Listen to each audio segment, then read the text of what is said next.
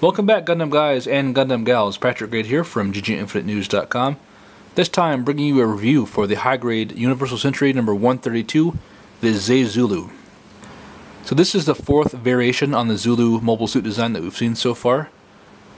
So let's take a look at all the individual parts and pieces and accessories and see if this is a worthwhile variation and if it's something that you should spend your hard-earned Gundam dollars on. One thing I have noticed while building the different Zulu variations is that there's quite a bit of extra leftover plastic between each of the kits. So you can see all this right here just comes from the Zulu itself. And it would have been nice if Bandai would have used this extra plastic to make some unique weapons, or even a extra color of runner to help with the color separation. It's kind of a shame to see all this extra plastic left behind, but it's not too big of a deal, just a little bit of a curiosity, I guess.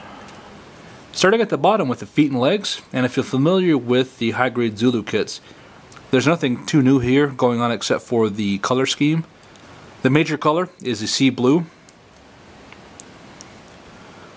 with some dark navy blue at the bottom, and lighter gray blue at top, and some brown for the joints. There's no moving parts or anything except for the ankle joint, which gives you quite a bit of movement forward and back, and side to side, and a little bit of swivel there. There's no midfoot break or anything, and the ankle armor doesn't move it either. The knee bends a little over 90 degrees, and the hip joints are stuck in place. So the legs aren't overly impressive as far as articulation goes, but the design overall is very nice. And I've put on a couple stickers here just to show how the stickers look on the kit, and they help bring out some of the detail that's molded into plastic in the single color.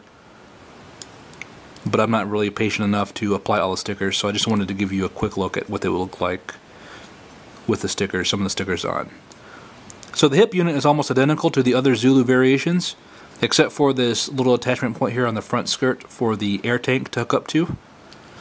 The side skirts can move out a little bit, but are hindered quite a bit by the plastic piping here along the top. The back skirts are solid, and there's a polycap hidden here under the plate to plug in a weapon, or a sheath in this case. The front skirt can move quite a bit, but when the torso is attached, it's limited quite a bit by the torso there being in its way. And here's where you plug in the hip joint to the torso armor. So nothing too fancy here, just a solid, nice looking design. And again, I've applied a couple stickers just to show you what they look like. There's quite a few other spots here to apply the stickers as well, so there's plenty of sticker opportunities here. The chest unit has undergone the biggest design change from the rest of the Zulu line. It sports a diving suit motif with a nice armor design around the neck here that has some neat circle recesses designed in.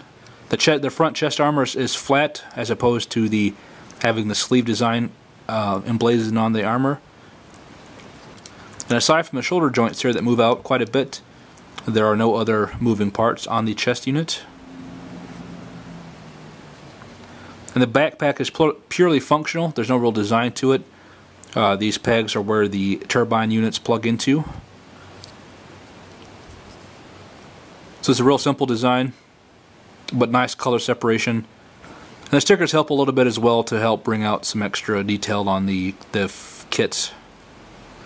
So the Zee Zulu has some unique shoulder armor as well. In place of the typical spiky shoulder pad armor, we get this two-piece assembly here that's held in place by the shoulder joint on the chest unit. It's a much smaller shoulder armor design with some of the nice recessed circles here as well, and gives the shoulders a pretty unique design when compared to the other Zulu suits.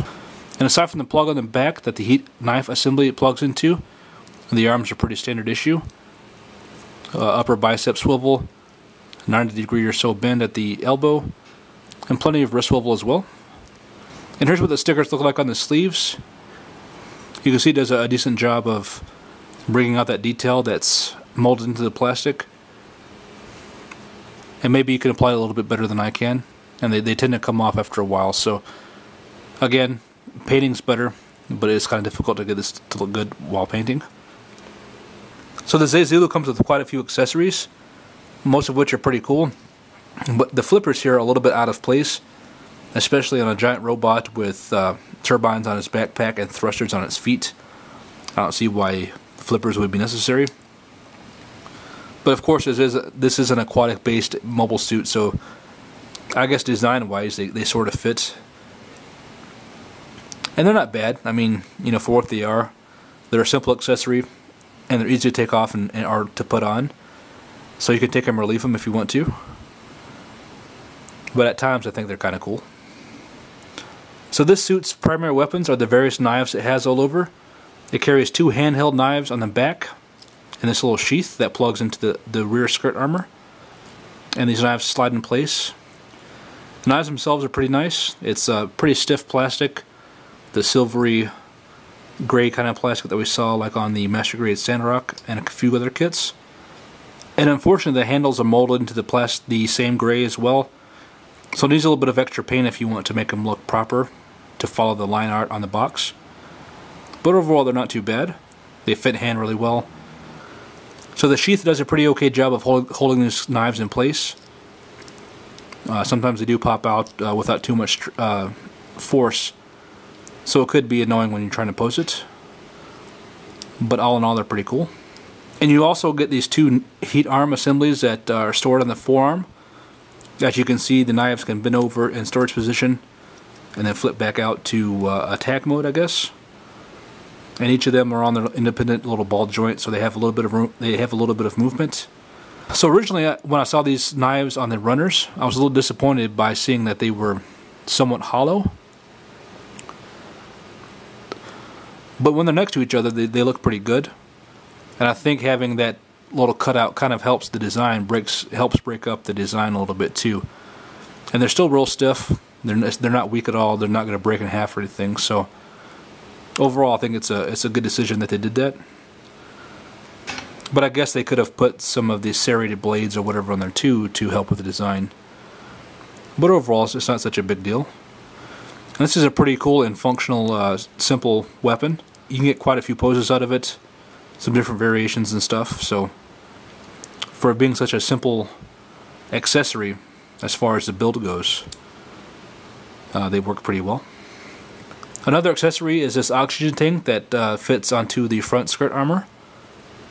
This is just 2 hunks of plastic and with a lot of detail molded in, but again, no color separation or anything, so some dry brushing or paint applications would be a good thing to have on this. It looks nice. You just have to work to get out the detail. And for the backpack, you get these 2 turbine units that plug into the pegs on the back. And there's no moving parts or anything here. And like the air tank on the front skirt armor, there's a lot of detail hidden here on the single color. So they could definitely use some panel lining and paint to help bring out the extra detail hidden there. But overall, it's a pretty cool design. And each of the turbines have these 2 polycap peg holes on either side. And this is where you plug in the rifle case if you want to on the backpack. So the last of the accessories are this rifle case here that holds the rifle inside for storage. The case itself is pretty simple. It's just the 2 pieces are held in place by a friction connection. These little teeth here kind of grab onto the opposite side. And it holds pretty well. It feels a little loose sometimes, but I've never seen it fall off by itself without me trying to pull it apart. So again, it works pretty well. And the rifle is what we've seen before on the other Zulu variations. The only difference is that on a couple of them, this part could come off and function as a secondary weapon, but it's all molded together here as one piece, so the grenade launcher or pistol or whatever it is doesn't come off in this version. But the rifle has a pretty nice heavy-duty design and looks like a pretty fearsome weapon. So here's the Zee Zulu spinning around here, all flippered and weaponized and everything. And I think this is a really nice variation. There's enough different parts and unique features on this kit to really make it stand out from the other Zulus released so far. So if you are somebody who has a hard time buying a variation of something you already have, I think this one's different enough to warrant a purchase for this suit. The flippers are kind of silly, but they don't look so bad. There, see, he just has huge clown feet. And again, you can see the thrusters at the bottom of the feet there, thanks to the hole in the flippers. They stay in place really well, so they're not going to fall off.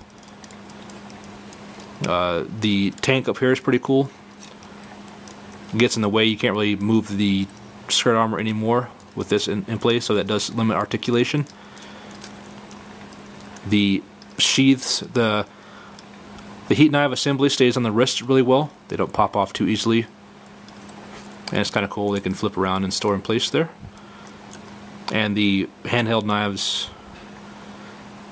I think the handheld knives look really nice in hand, especially if you take the time to paint the handles a different color. You can get some really cool looking effect there. I like the chest design. I like how different it is from the other Zulu suits. The rifle is the same, but it looks nice. And the backpack's pretty cool too. The thrusters can pivot somewhat, and the case can come off just easily, but it doesn't get in the way even with it on there, so you can keep it on there just fine. So again, I think this is a worthwhile purchase. You know, if you like the Zulu line, this is definitely different enough to pick it up, even if you don't care if it's different. You know, it's a great design. The colors are nice. The stickers, if you like them, I guess they're okay.